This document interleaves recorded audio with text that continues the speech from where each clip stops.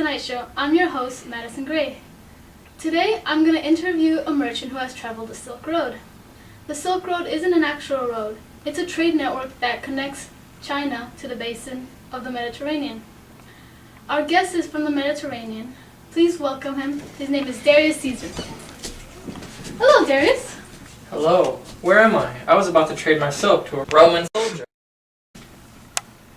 Oh, don't worry. I'll get you to your soldier soon enough. Please sit down. Okay. Can I ask you a few questions?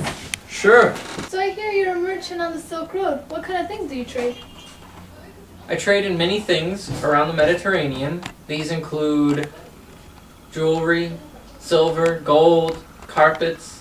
I also trade in wines from Greece, but these can get a little heavy. So have you ever traded with lands farther away? Yes, I have traded from lands such as India. From India I get things like pepper and spices, ivory, and many other exotics such as silk.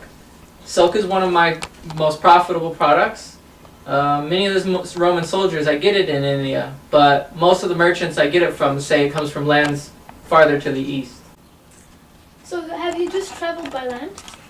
No. There are maritime routes of the Silk Road that extend from the East China Sea to the Red Sea and the Persian Gulf. I've only been on one of these voyages myself, but I avoid it as I get seasick. That's too bad. I get seasick too, which sucks. But have you experienced other types of cultural exchange?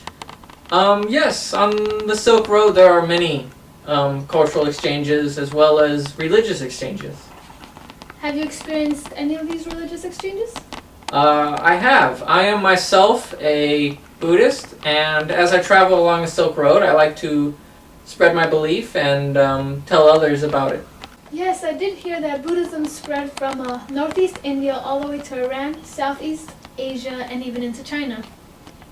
Have you ever experienced any religions that spread like that? Yes, I've met Christian missionaries. They taught me all about their God and Jesus Christ, but I'm not a big believer in them, but their religion has spread from the Mediterranean through the Middle East and even into India. So have you seen any negative effects because of the Silk Road? There have been merchants that have been robbed and many have lost their lives. Well, that's unfortunate. There is this negative effect. I'm not sure if you've noticed it yet, but the spread of disease because of the Silk Road.